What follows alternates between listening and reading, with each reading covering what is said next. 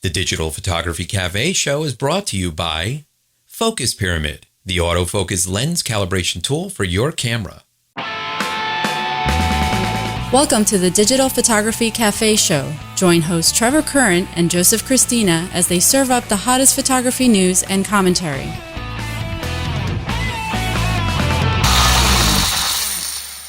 Hey everybody, welcome back to the show. This is episode 176. I'm Joseph Christina. On last week's show, we talked about Apple's CarPlay, which directly links your iPhone to your car, and we answered a host of listener questions regarding Corel's Aftershot Pro 2. If you haven't watched last week's show, I encourage you to do so. You can find it at digitalphotographycafe.com and our YouTube channel, youtube.com/dphotocafe. Listen with the popular Stitcher, TuneIn, and Xbox Music apps, or subscribe through iTunes or RSS. So everyone, we are back for yet another week, and Trevor's missing.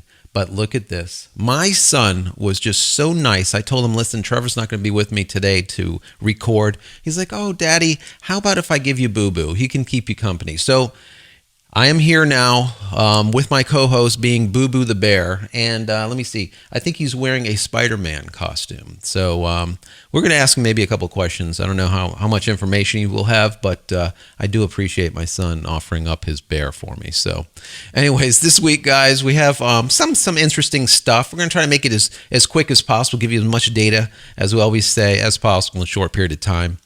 We're going to start out with Adobe Lightroom. And last week we talked about using an alternative, which was Corel Aftershot Pro 2, which is definitely a viable alternative. But Lightroom 6 is what's kind of interesting in the last couple of weeks in the news. And what they decided was we are going to, with our Creative Cloud Lightroom version, we are no longer, any Lightroom version, 6 and above, we are no longer going to support 32-bit. So this is, it's problematic for some people, but some people, they have older machines or they haven't upgraded their operating system because maybe they have an older machine, or maybe their machine is 32-bit and it is not 64-bit and they can't upgrade it. So that they're kind of stuck. So what are we going to do? I really don't know. The thing is, for me, I like that Adobe is, let's say, getting away from the 32-bit architecture, and I don't at the same time, because it does kind of isolate and say, this is our focus and that's it. Now, I know that I saw in, I think it was Lightroom Journal blog or whatnot, they said, they quoted basically focusing our work on more modern operating systems and architectures allows us to spend more time adding functionality requested by users, including additional advanced imaging features and improving general application performance. Now, listen, guys, that sounds all great. That to me just sounds like usual PR spin that's saying, listen, we have X number of man hours to work, and we want those man hours to work on one OS, and that's it. Or one, let's say 32-bit is gone and 64-bit is that's it. We're not going to work on the 32 anymore. I mean, that's good and all, but just remember that if you have, let's say Windows 7, Windows 8, Windows 8.1, and it is 32-bit, or even before XP or Vista or whatnot, you're not going to be able to use 6. Also, if you have a Mac and you're running OS X 10.7, I believe it was, and before, the 32-bit versions, you are also no longer going to be able to use Lightroom, at least the new one. So at this point, the suggestion would be to stick with Lightroom 5, guys, and just keep updating them whenever they come up with a patch. So I think 5.6, 5.7, they might even be on 5.8, I don't know, whatever. Just keep those dot releases up to date, and you're pretty much golden for a while. We've talked about it before with Photoshop. I mean, you could actually take a Photoshop way back when, Photoshop, whatever it was, 2 or 3 or whatever, that they released the version that had layers built into it. Layers was the largest thing that Photoshop has ever done. I mean, you have all kinds of little pretty stuff now, content aware stuff and whatnot that's really great, 3D stuff. But the bottom line is layers is what was revolutionary. So the majority of us could use literally a 4 or 5 year old version of Adobe Photoshop and not even know the difference, and be able to do all of their standard work flow from day to day without ever having any kind of problem. So do you need to migrate to the new one? Probably not. But it's another thing to think about when you're talking about going into the cloud and starting on that CC journey where you're paying that monthly thing. Do you do it? Do you not do it? $10 a month is not a lot of money for paying, to pay for Photoshop and Lightroom. The thing is you got to make sure you have a machine that can do it.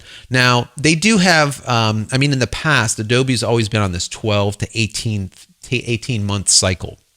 So we're probably getting a little bit long in the tooth when it comes to a release. So I'm going to guess, don't quote me, or maybe you can. I would say within the next month or two, you're going to see Adobe Lightroom 6. And at that point, you can make a decision for yourself. And if it's something that you want to do and you want to take your studio into, let's say, modern times and get everything new and up to date, you might want to think about upgrading your machine or upgrading your OS. On OS X, on the Apple frontier, it's free, right? As long as your machine can handle OS X, the latest version of OS X, you can download it for free and do the install. Microsoft's not so nice about that. You're going to pay, but still, it might be something to think about. So now, I've had people that I know that work with, for example, instead of using Photoshop, they use GIMP. And that's a free image editing software, if you don't know. The thing is it's cross-platform. They use it on Linux, they can use it on Mac, and they can use it on PC. And what they've done is they've taken the GIMP, they've loaded it up with all of their plugins and everything that they use daily, and stuck it onto a stick, a little pen drive. And now they can go to any customer site, or they can just go from any part of the world, stick that into a PC of any make, model, or whatever, and now be able to use that version of GIMP, basically their home base, their comfort zone, anywhere on the road. So it's kind of interesting, and it kind of just leads me to this think that you are not your tools. Sometimes we've always kind of had this adage that you're only as good as your best tool, maybe even your worst tool. But the thing is it's not as important as your creativity. Once you know a package and you know it inside and out, it really doesn't matter. It's all about your creativity and what you do with it. So anyways, I see Boo Boo here is getting a little antsy. You're going to have to get him a drink. Maybe I'll get him some cookies or something. But before we get back, I got a lot of stuff for you today. But before we get back, let's go ahead and take a quick break to hear from one of our sponsors. Are you frustrated with slightly out of focus images when you know your autofocus spot was dead on? It's simply not your fault. From manufacturer to manufacturer, and even lens copy to lens copy, there are slight variances to the exact spot where light is being focused onto the sensor. Finally, there's a product that allows you to compensate for those variances and make sharper images immediately. Focus Pyramid, the autofocus lens calibration tool, is an absolute must for every photographer. If you want to make the sharpest images possible, then you need to take control over your camera's focusing system. With the Focus Pyramid, you can calibrate all of your lenses on your lunch break. The Focus Pyramid makes lens calibration quick and easy at an affordable price. So give your lenses a new lease on life and take your photography to the next level. Head over to focuspyramid.com/DPC and get an additional 10% off just for being a show listener. So, all right, guys, we are back. So, grabbed some cookies there for Boo Boo. He's still kind of hanging out. Hasn't moved around much, but he's chilling. We're going to have to ask him a question, too. He can just sit there. Anyways, listen, Canon comes out with Irista, which is a cloud-based storage, storage, quote-unquote, image management service, whatever, air quotes there. And they've been out for a little bit, but they've come up with an update. And it's kind of interesting. What it is they give you 15 gigs of data, cloud data, where you can store your images at no cost. It's free. Yeah, I'm sure you guys have never heard that before, right?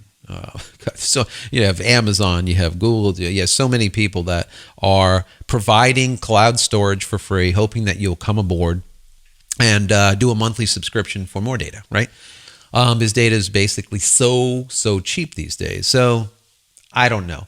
How they try to set themselves apart is simply integration. Now, if you have Amazon or you have Google or whatnot, there's really no integration in the software. Whereas what they're doing is they're integrating into platforms like programs like Lightroom. So they'll have that internal integration that will allow you to offload some of those images out into the cloud straight away over to Canon.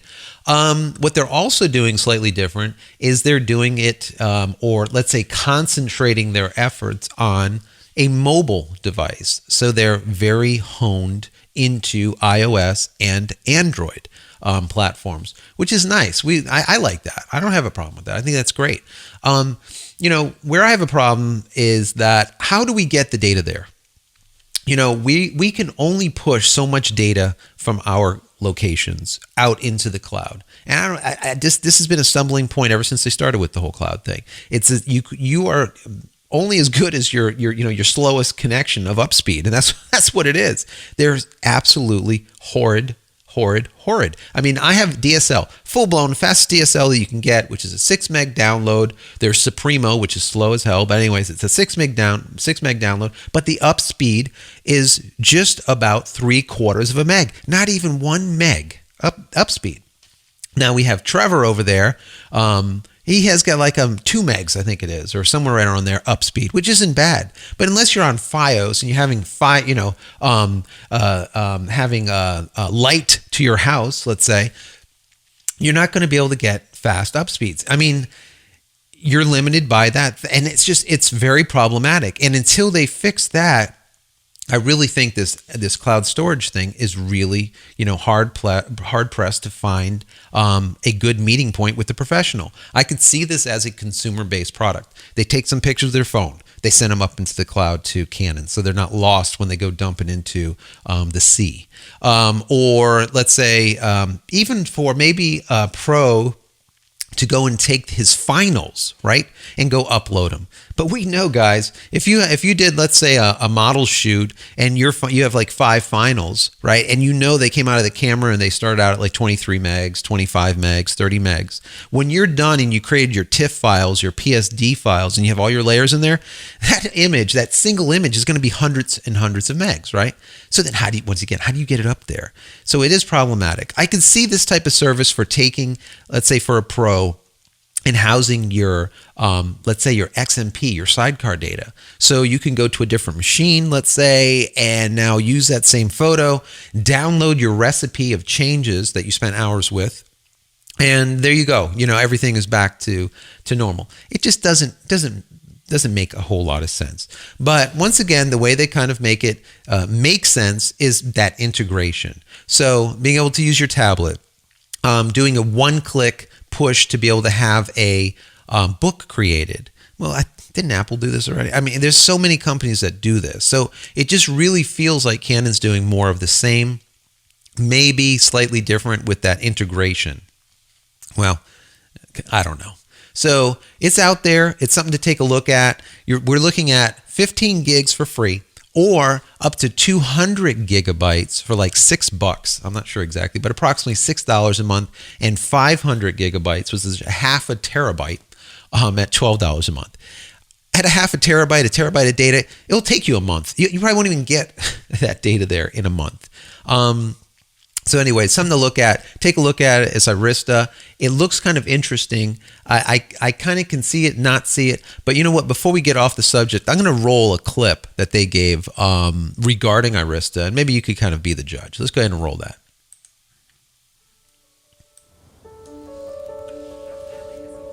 Our family has always loved taking photos of pretty much anything. Keyword there, family, I think. They're not all perfectly shot or framed. But each one means something to us. Because it's about living those moments together that makes them special. But all it takes is a crashed drive, a stolen camera, or a lost phone, and those moments That's are true. gone forever. Like us, Canon believes that every image has its own story to tell, which is why we've uploaded our family's pictures to Irista by Canon, a digital storage hub that's designed to store and keep our images safer, so every precious moment and memory are there for the whole family to enjoy. Real good, Canon. I like it. I like it a lot. They spent some money on that. But yeah, once again, it feels very family oriented. I can see it once again for the consumer. For the pro, probably not so much, but they made a lot of good points. It's true. I mean, you spend a lot of time, let's say, shooting your family and having all of these beautiful shots. That's all it takes is a fire, or it takes you to lose your phone into the ocean, or you drop it or something, and now there's a ton lost. So backup is really, really important, no matter how you do it, right? And as for professionals, for me, the way we do it is we have we have a mirror on location. So when we create the photos, we dump them onto one drive. They immediately get mirrored onto another hard drive. So we have two. And then we have another offsite backup, which we go and we put these images also offsite, usually twice a week. So it's something to really think about. You really need to make sure you have backup. Cloud, I don't know. For the professional, I just don't see it as of today. So anyways, moving on. Tamron. They come up with, or they're confirming the release of a 15 to 30 millimeter lens. That is an ultra wide, ultra fast 2.8 lens. This is really, really sweet. I am a fan of Tamron lenses. I do like them. Like I said, I've been using them. I use a 90 millimeter Tamron that I just absolutely love. I sometimes even like it better than the 100 macro by Canon. And I have all Canon. I got tens of thousands of dollars with the Canon glass, but I really do like some of the Tamron lenses. So anyways, this release, that 2.8 ultra wide 15 to 30 millimeters, looks really interesting. I tell you what, I can see folks that are doing real estate photography or maybe landscape, anything that you want a really wide shot on a full frame. Now, my understanding is they designed this for a full frame. That's really nice. 15 millimeters on a full frame. You're seeing everything. I mean, that's really good. I'm eager to find out on how it actually works real world. I'm going to say, because it's Tamron, I think they're probably going to get it right, as they usually do. We don't want any of the fisheye. We don't want the stuff to look like, a GoPro or something. I'm so sick of that look. It's just like kind of enough already. But a nice flat shot, really good all the way from edge to edge. The corner's nice, no barreling, no craziness. I think that if they do that, this could be a real winner because it's really close in price to the Canon glass, a little bit cheaper. So I think they're saying it's going to be about $1,400 on release by the show. When you're listening to this, who knows? It might be out already. But take a look at it. Tamron's 15 to 30 millimeter. New ultra wide fast 2.8 looks very, very interesting, and 1,400 is pretty much in line. So anyways, we got a question in, and I've got this question many times, and I kind of want to address it because we just got another one very similar just this week. And folks know that I've been shooting for about 25 years, right? And the question is, what do you use? And one day I definitely want to do a bag, like an open bag type thing, and just go and just open everything up and show everyone all the stuff that I use. I got just a ton. But for now, the question was, as an aspiring professional photographer, what glass should we be looking for? Now, I have to commend you guys for asking the question of what glass and not what camera body, because as I've said before, camera bodies are like toilet paper, right? They're constantly changing. It's like planned obsolescence. They're dead within a year or 2, 3 years. It's just old technology, and you're going to be getting a new one. And they are expensive, right? Not as expensive as the glass, but it is expensive to constantly be updating them, and that's just what you have to do. That's just the way digital works. In contrast to that, lenses, I have lenses that have been around for literally over 20 years, and I still use them today, and the glass is absolutely wonderful. And some of the older lenses I like better than the new. So, I commend you guys once again for the question about lenses. So for me, in this kind of order, I would pick up a fast 50, the little quick 50s. A 50 millimeter lens. Every single pro should have one. If you don't have one, just kick yourself. Go buy one. Now, which ones? I'm going to give you like some Canon representations, but obviously this folds right into Sony and into Nikon, into all the rest. A 1.2, an ultra fast, a really, really fast 50 is amazing. The images are amazing. Rock solid, really sharp where you focus on, as long as your focus is calibrated, and then everything behind it goes into this absolute beautiful mush. I mean, it's just really, really, really nice. So I would recommend a 1.2 or a 1.4. A ton of light you can get in there, and you can use these. I use them. It's almost like a safety net. Let's say if my flash goes bad and I'm in like a not so bright situation, I'll go grab a quick 50 sitting at 1.2 or 1.8, and I can actually shoot really, really good shots with no light. Crank that ISO up to about 3200. You shoot at 1.4 or 1.2. You can pretty much shoot in the dark like an owl. It's amazing. So if you don't have the money, they start at about $1,600 for a 1.2. You about maybe let's say $400 on a 1.4, and then they come down. Now this is very interesting. A 1.8, they're usually like a plastic body. A 1.8 50 is a really, really good lens, especially even on the Canon side. I even have one from way back when. It creates a very nice image, and the cost is like $100. I mean, when will you get a 1.8, something that gives you that much light, 50 millimeter, flat, straight 50 for that price? Bear in mind, guys, if you're on a full frame, you're at 50 millimeters, but you could take that lens, strap it onto a crop sensor, and you're at like, let's say close to 80, 85 millimeters, which is what? It's a portrait lens, right? Just a straight portrait lens. Unbelievable. It looks fantastic. You stop it down from 1.8 to about 2.2, and you end up getting some really, really incredible shots. Anyways, moving forward, the 70-200, 70 millimeter to 200 zoom, 2.8 millimeter.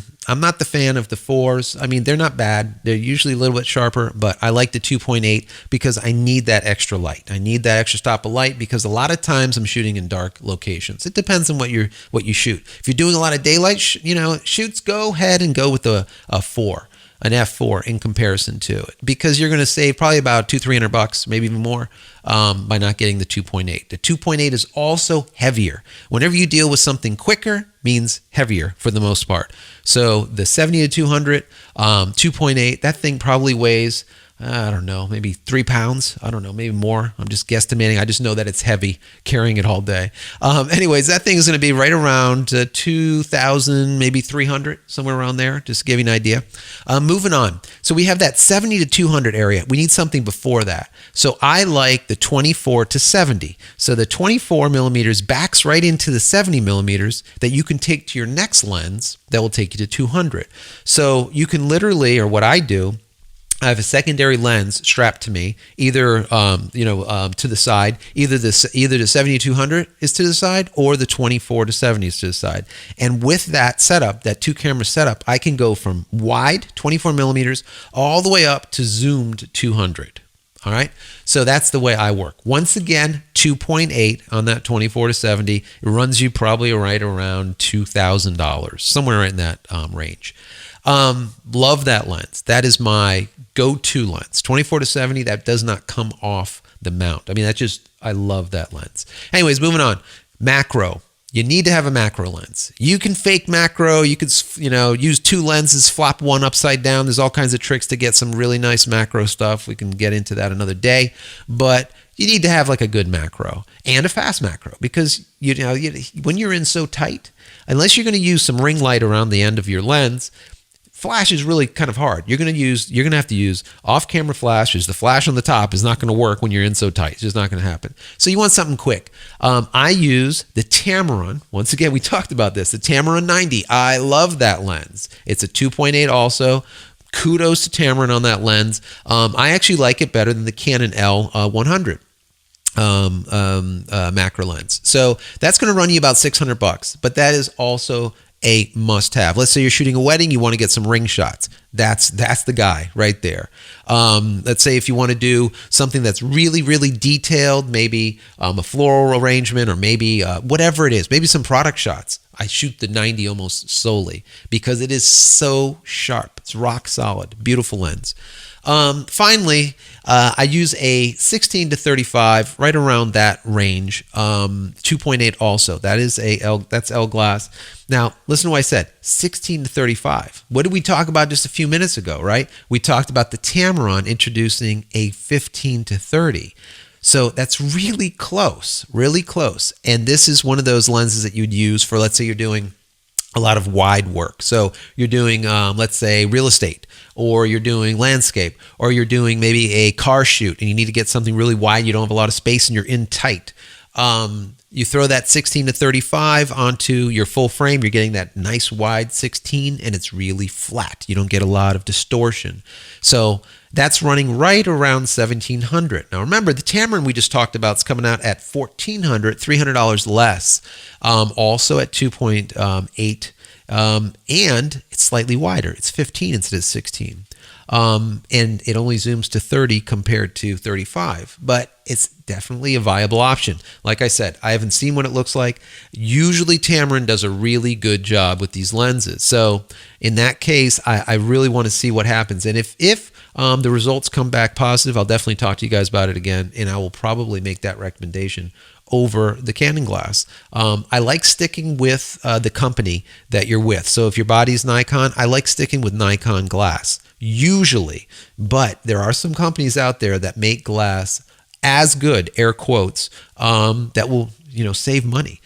Just for the stuff that I'm giving you quoting here, I mean, you're probably looking at close to $8,000 worth of lenses.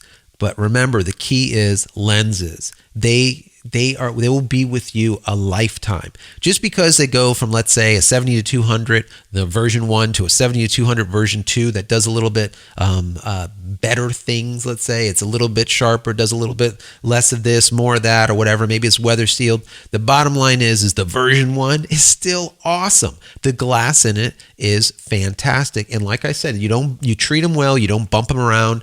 You can go and send them in for service, get them cleaned out. They will last you literally for a lifetime. So anyways, guys, I hope that helped. That was my top 5 lenses that are just must-haves for photographers, the aspiring professional.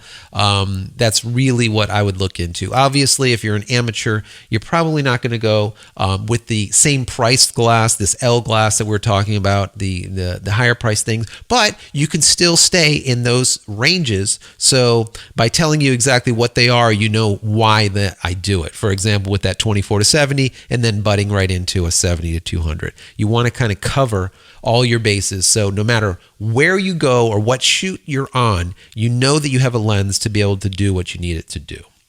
Anyways, guys, I'm out of here. Boo Boo here says goodbye. He's kind of hanging out once again. He ate his cookies. He looks full. He hasn't moved too much today. But I want to thank my son for providing Boo Boo to hang out with me today while I record the show. So anyways, if you want to find me, you can find me at Twitter, and that's at Joseph Christina.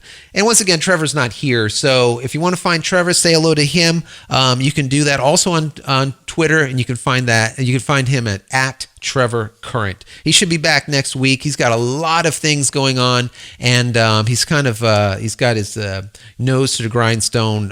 We got WPPI coming up very soon on the other coast. We might be there. We'll tell you more about that as it gets closer. If we are there, we're going to want to meet with you. So keep that in mind. If you're going to be at WPPI, you want to meet one of us, you want to just hang out and just chat, we would love to meet you. Every time we go to a show, we always meet fans, and it's so awesome to be able to communicate with the people that listen to us every day, every week, every year. They've been with us literally for over 2.5 years now, getting close to 3 years for what are we on? Show 176. It's awesome. So anyways, guys, you can get all of the show notes from this episode by visiting digitalphotographycafe.com/176. And don't forget to subscribe to our YouTube channel, youtube.com/dphotocafe. And we will see you next week. You've been watching the Digital Photography Cafe show with Trevor Curran and Joseph Christina. Subscribe to our YouTube channel with any compatible device by visiting youtube.com/dphotocafe. Be sure to subscribe to our audio feed through iTunes, Stitcher, TuneIn, and Xbox Music apps or through RSS. Visit digitalphotographycafe.com for show notes and to connect with your host.